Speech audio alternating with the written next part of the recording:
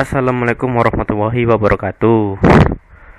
Nah, akhirnya kita sampai di materi terakhir untuk mata kuliah Metopen ini. Saya ucapkan terima kasih untuk teman-teman yang sudah mengikuti sampai materi yang terakhir ini. Ini kita membahas tentang bab 4 ya, bab 4 dan 5 sih. Jadi kita akan membahas tentang hasil dan pembahasan. Hasil dan pembahasan merupakan bab 5 pada laporan skripsi. Nah, dalam literasi bahasa Inggris disebut pula dengan istilah result and discussion. Hasil dan pembahasan merupakan bagian bab yang sangat penting untuk menarikkan kesimpulan dari suatu penelitian. Jadi bab 5 teman-teman itu didasarkan dari bab 4 ini. Apakah hasilnya itu berhasil atau tidak. Kemudian perlu ketajaman dalam penyusunan bab 4 agar menjawab suatu pertanyaan penelitian. Beberapa hal yang perlu diperhatikan. Nah, yang pertama itu tulis hasil secara sistematis sesuai dengan bab 3. Sepertinya saya pernah menjelaskan ya tentang metode waterfall ya. Ketika metode waterfall mungkin ada 5 tahap mungkin ya, saya lupa ada berapa sebenarnya. Yang pertama mungkin analisis, yang pertama rancangan, yang kedua desain. Nah, itu disesuaikan di bab 4-nya sesuai urutan metodenya. Kemudian hindari data yang tidak relevan ya. Sajikan data dalam bentuk gambar atau tabel yang mudah dimengerti. Ya, pada bab 4 ini disarankan memang menggunakan gambar atau tabel. Kemudian menuliskan pembahasan dengan gaya bahasa yang lugas. Bahas signifikansi, performansi, validasi, dan evaluasi. Kemudian bedakan antara fakta dan spekulasi. Untuk kesimpulan, bagian hasil harus menetapkan hasil eksperimen utama teman-teman, termasuk analisis statistik apapun dan apakah hasilnya signifikan atau tidak. Kemudian teman-teman harus menyertakan setiap literasi yang mendukung interpretasi teman-teman tentang signifikansi terhadap penelitian lain. Kemudian setiap hasil harus memiliki metode yang ditetapkan di bagian metodologi penelitian pada bab 3. Jadi periksa kembali untuk memastikan bahwa teman-teman telah memasukkan semua metode yang relevan. Kemudian bagaimana melaporkan penemuan penelitian? Gunakan teks dan alat bantu visual yang baik. Kemudian interpretasikan hasil penelitian. Dan gunakan heading dan subheading. Gunakan bahasa penulisan dengan tepat, mengacu pada tabel dan gambar yang benar. Nah, bahas temuan-temuan pada penelitian. Gunakan teks dan alat bantu visual yang baik. Jadi di bagian hasil, teman-teman diharapkan untuk menyajikan data dalam kata-kata dengan bantuan tabel dan grafik. Misalkan tabel perkembangan ayam ya.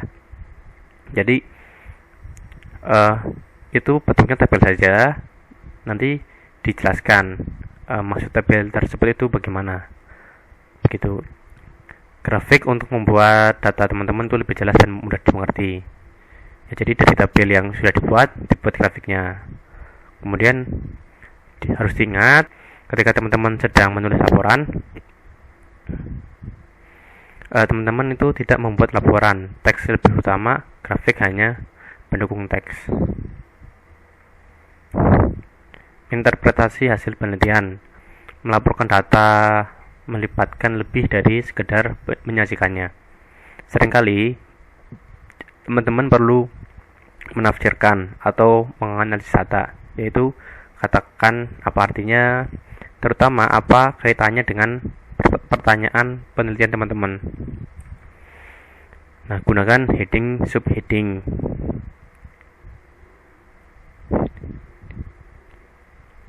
Gunakan heading subheading untuk memperjelas outline dari arah pembicaraan teman-teman.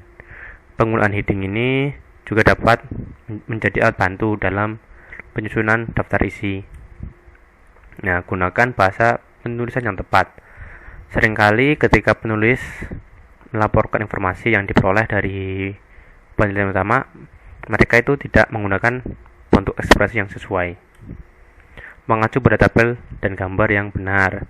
Jika teman-teman menempatkan angka atau tabel di bagian hasil laporan teman-teman tuh harus memberi nomor dan memberinya judul yang ringkas dan akurat. Misalnya tabel ayam ini ya, tabel 4.1, tabel perkembangan ayam gitu. Jadi yang jelas saja, dan jangan lupa diberi nomor. Teman-teman juga perlu menarik perhatian pembaca ke dalam teks teman-teman untuk mengintegrasikan ilustrasi lebih efektif ke dalam laporan teman-teman. Nah, untuk kalimat berikut ini adalah contoh di mana struktur yang sering digunakan.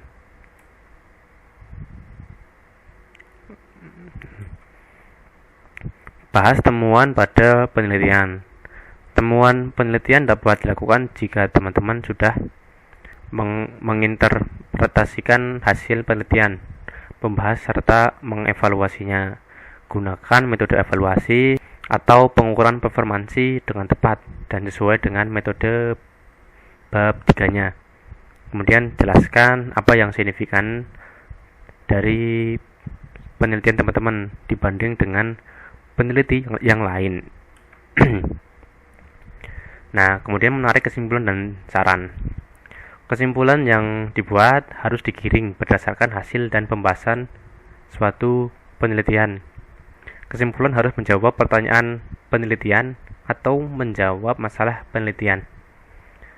Kemudian, penyusunan saran sebaiknya merupakan suatu future work atau apa yang dapat dilakukan di masa mendatang. Yang ini sudah saya jelaskan dulu. Saya misalkan lagi yang ayam ini, kenapa jadi misalkan teman-teman sudah berhasil melakukan penelitian ya, tentang ayam yang bisa gemuk dalam waktu 20 hari misalnya. Nah, kesimpulan yang didapat itu tuh harus bisa menjawab masalah di bab 1 teman-teman. Misalnya kan rumusan masalahnya itu bagaimana membuat ayam bisa gemuk dalam 20 hari misalnya.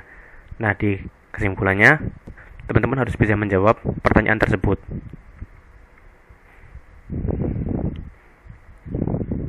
Untuk penyusunan saran, misalnya teman-teman menyarankan untuk menggunakan pakan yang lain yang lebih murah tapi hasilnya sama, mungkin bisa seperti itu. Nah, jadi selesai untuk mata kuliah Metopon ini.